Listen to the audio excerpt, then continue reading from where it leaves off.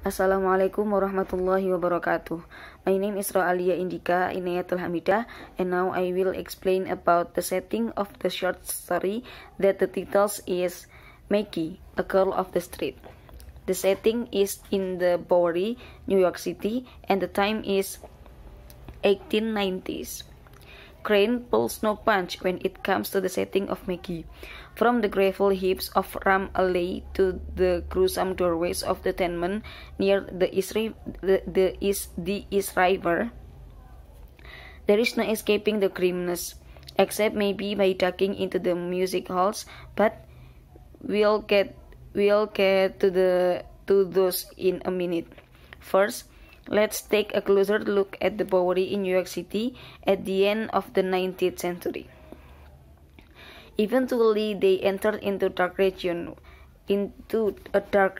where, from a careening building, a dozen gruesome doorways gave up loads of babies to the streets and gutter.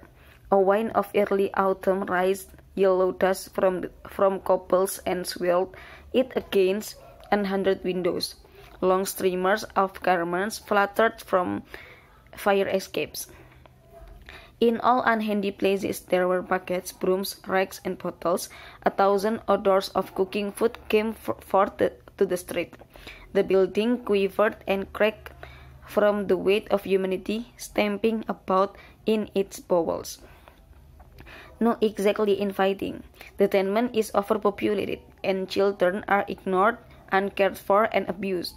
The building is coated with filth, while strange odors swirl in the air. The reference to bowels assure us that the dwellers of this tenement are living amid excrement and foulness.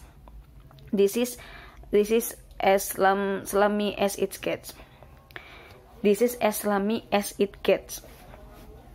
But if Crane is invested in showing poverty in all its unrestrained glory, seems like a cool enough thing to do, he's also dabbling in pretty negative stereotype. How so? Well, he also mentioned that Maggie and her fellow Bowery tenement dwellers are Irish immigrants. Being Irish in the US during this era was a much different experience than it is now, and Irish people were looked upon with scorn, stereotyped as lazy, violent drunks who were threatening the country. It's fine and dandy to mention that Maggie and her tenement cohorts are Irish immigrants, but the violence and the drunkenness that Crane depicts takes on a different tone when placed in the context of the negative stereotypes about Irish people swirling around at the time. Yes, he paints a pretty honest picture of the terribleness of poverty, but he also depicts the Irish inhabitants as barbaric animals, an attitude many Americans took toward Irish people at this point.